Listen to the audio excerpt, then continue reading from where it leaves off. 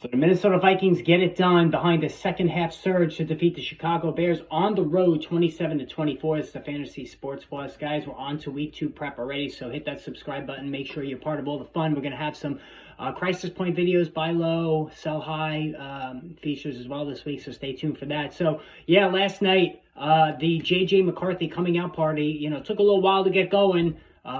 Really the first half of the game, he seemed a little bit overwhelmed, and there was a lot of criticism of him on X, which is just a cesspool of negativity as it is, which was unfair. I mean, this is his first start, Monday Night Football on the road against a division opponent. It was just not an easy task, but he rallied in the second half, and this says a lot about McCarthy, that he didn't let the moment overwhelm him, and he engineered a tremendous comeback. 13 of 20 for 143, 2 touchdowns through the 1 pick six. And he ran twice for 25 yards and another score. So 3 touchdowns for McCarthy in his first NFL start. And I've been saying all summer, I think this guy's going to be a stud. Yes, it was a little rough in the first half, but this is his first start, folks. All right. So, and the climate, everything, it was a challenging spot for him.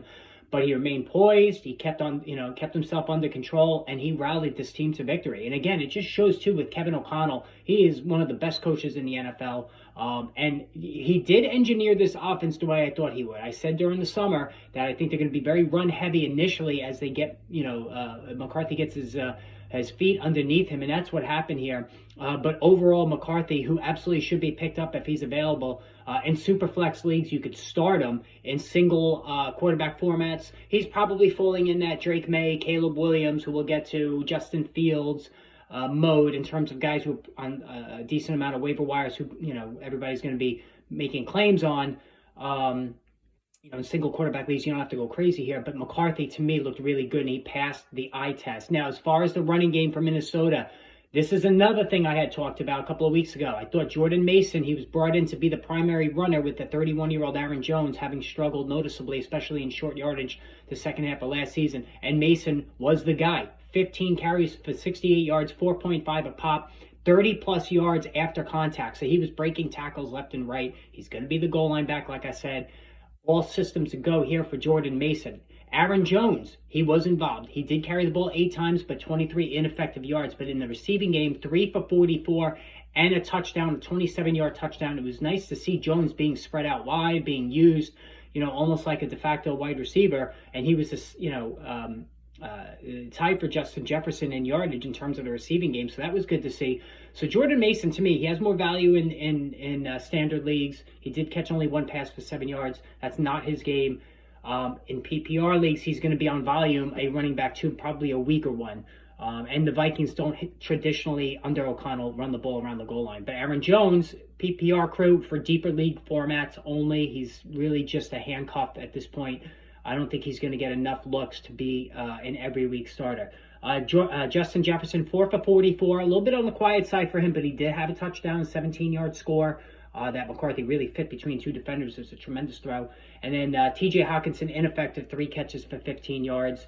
I mean, you're obviously still starting T.J. Hockenson. I think there'll be better days ahead, but this was just, again, easing McCarthy into the game. Now, Caleb Williams started out like gangbusters, brought the team right down. He ran in for a score, but from that point on, he was really shaky with his accuracy. It just wasn't setting his feet properly, sailing throws. He almost got DeAndre Swift killed on a screen pass that he put out in front of him. It wasn't good. And these are the remaining concerns that you have for Caleb Williams. He doesn't have good presence in the pocket. His throws are scattershot. They're all over the place. He still needs a lot of coaching, but he put up 26 fantasy points, 21 to 35, 210, a touchdown, no picks. He ran for 58 yards and another score. So he ran for over 400 yards last year. That is a part of his game, and if that continues, which it should, he is going to be a top 12 fantasy guy just on that alone. We talked about Justin Fields, his issues throwing the football, but he's, as well, a top 10, 12 guy just on the rushing aspect. Serving as a great deal of impact there. DeAndre Swift, 17 carries. He was the only running back on this team that got a carry. 53 yards, not very effective, 3 catches for 12 yards, but it was encouraging to see that he's going to be the guy. He could be a decent running back too. DJ Moore actually got 3 carries for 8 yards. We saw some of this over the summer. 3 catches for 68 yards, so he was the big play guy. Rome Odunze, 6 for 37 in the score. He was used, in the short area passing game. And I think Odunze is set for for a decent breakout season this year. So let me know what you think about all this. Post in the comments below, and we will chat soon.